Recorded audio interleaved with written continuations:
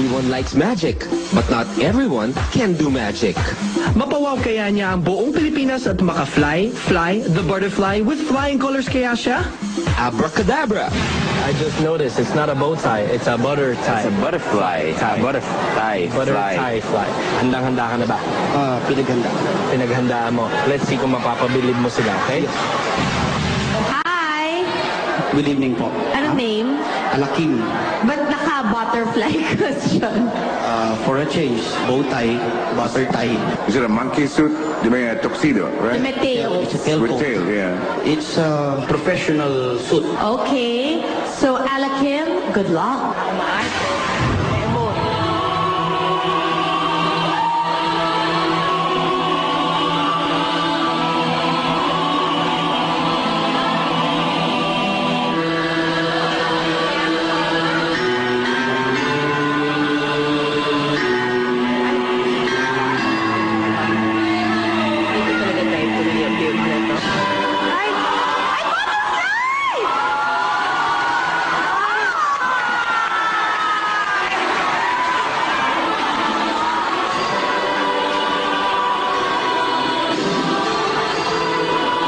Magiging butterfly yan. Tignan mo ang ibon yan.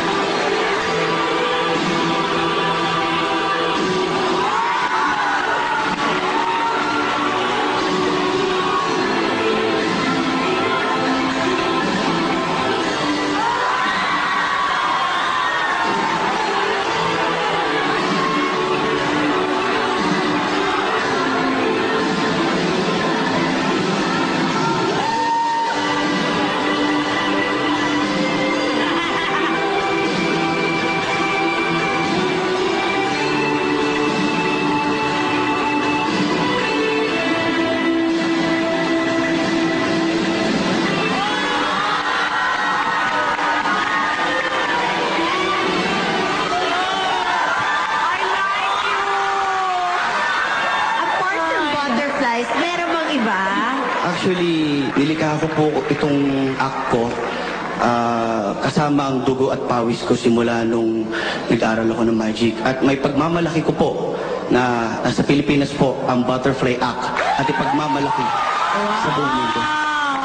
Yeah, I'm really impressed with your magic. It's amazing. It's world class. Thank you, sir. Let's vote! Okay. Yes! Ako, this time, I love magic. You get it? Ako, you really have it. It's a yes. Thank you. Magandang gabi po sa inyo lahat. Why butterfly? Kasi it's unique. It's not common. Ni-research ko siya. Wala sa abroad. Hindi nila naisip na gamitin. It's my discovery. Well, we are very, very happy for you. We must say that was an unbelievable Thank act. you, sir. Thank you, sir. See you next round.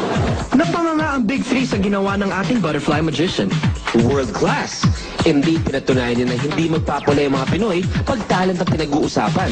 Ang ating judge na si Ai umiyak. Bakit kaya? Let's find out sa pagbabalik ng Pilipinas Got Talent.